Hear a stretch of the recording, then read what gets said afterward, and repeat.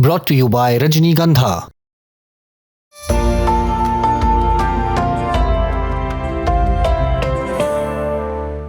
उत्तर प्रदेश में मंत्री ब्यूरोक्रेट्स की लेट लतीफी से परेशान हैं। आलम ऐसा है कि मंत्री जी को एक एक घंटा अधिकारियों का इंतजार करना पड़ रहा है। स्टेज से लगातार अनाउंसमेंट होता रहा, बस थोड़ी देर और, अधिकारी पहुंच ही रहे हैं, बस आ ही गए, तनिक देर और। लेकिन राह तकते तकते पौने एक घंटा बीत गया, अधिकारी नहीं पहुंचे। थक हार कर मंत्री जी को लौटना पड़ा। समर्थक नाराज होकर प्रदर्शन करने लगे। नाराज मंत्री जी ने भी अधिकारी को लेटर लिखा।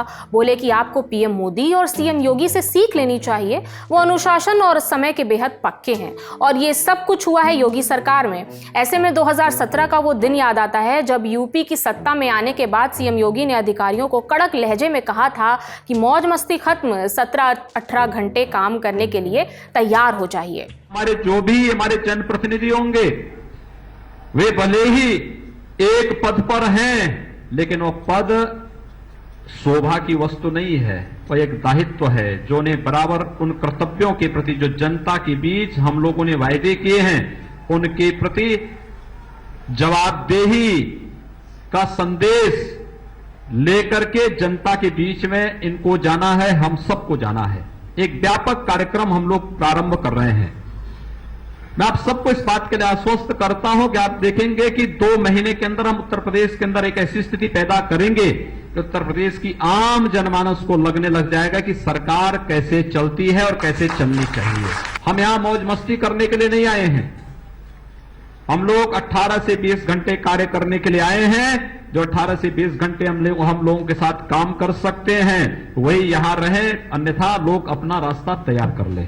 लेकिन फिलहाल यूपी में गंगा उल्टी बहती नजर आ रही है। ये मामला कन्नौज का है और मंत्री हैं असीम अरुण। कन्नौज से विधायक हैं और प्रदेश में समाज कल्याण राज्य मंत्री। 26 मार्च को लाव लश्कर के साथ कन्नौज के रोमा स्मारक पर एक इवेंट में शामिल होने पहुंचे थे। समय से 5:30 बजे पहुंचकर उन्होंने कुर्सी ग्रहण कर ली, लेकिन अधिकारियों का आना अभी बाकी था। देरी की वजह से कार्यक्रम भी शुरू नहीं हो पा रहा था। 15 मिनट के इंतजार के बाद एसडीएम वैशाली वहां पहुंचती हैं। फिर डीएम साहब का इंतजार होने लगा। मंच से बार बार अनाउंसमेंट होता रहा, लेकिन डीएम साहब नहीं पहुंचे। 45 मिनट के इंतजार के बाद आखिरकार डीएम आशुतोष मोहन अग्निहोत्री की शिरकत होती है, लेकिन मंत्री जी उनका दीदार करने से पहले ही वहां से निकल गए। उन्होंने एक लेटर लिखकर इस वाकये पर नाराजगी जताई है। अब सुनिए इस लेटर में क्या लिखा है। वो लिखते हैं, ये विषय किसी मंत्री के व्यक्तिगत अपमान का नहीं है, प्रश्न गहरा है। यदि मुख्य अतिथि में मैं ना होता तो क्या इस देरी की गंभीरता कम हो जाती? क्या हर नागरिक के समय का मूल्य समान नहीं है? क्या पद पर बैठे व्यक्तियों को दूसरों का समय नष्ट करने का नैतिक अधिकार है? उन्होंने आगे लिखा कि मेरी कई साथी और मित्र इस घटना पर प्रदर्शन या आंदोलन की इच्छा जता रहे हैं, लेकिन मुझे लगता है कि जिला अधिकारी द्वारा मिलकर माफी मांगने और लिखित रूप में खेद व्यक्त करने के बाद इसकी आवश्यकता नहीं है। आवश्यकता है इस घटना से एक बड़ा सबक लेने की। हमें अपने डीएनए में पंक्चुअलिटी को उतारना होगा।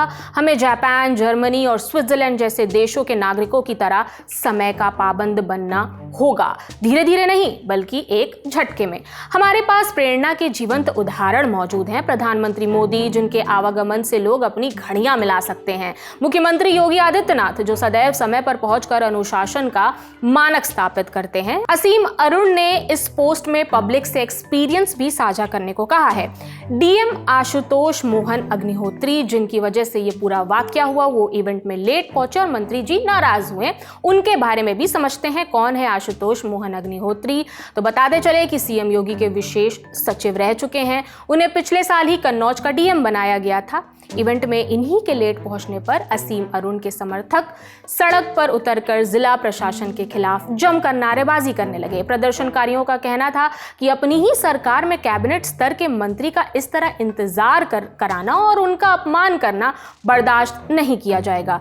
डीएम और एसडीएम को हटाने की मांग की जाने लगी। खुद मंत्री असीम अरुण के पहुंचने पर मामला शांत हुआ। असीम एक ऐसे नेता हैं जो अपनी पंक्चुअलिटी के लिए जाने जाते हैं और इस खूबी का जुड़ाव उनके पास प्रोफेशन से है। वो खुद 1994 बैच के आईएएस ऑफिसर रह चुके हैं। 2004 से 2008 के बीच वो स्पेशल प्रोटेक्शन ग्रुप एसपीजी की क्लोज प्रोटेक्शन टीम सीपीटी का हिस्सा थे। ये एलीट फोर्स है जिसे प्रधानमंत्री की सुरक्षा की जिम्मेदारी सौंपी गई है।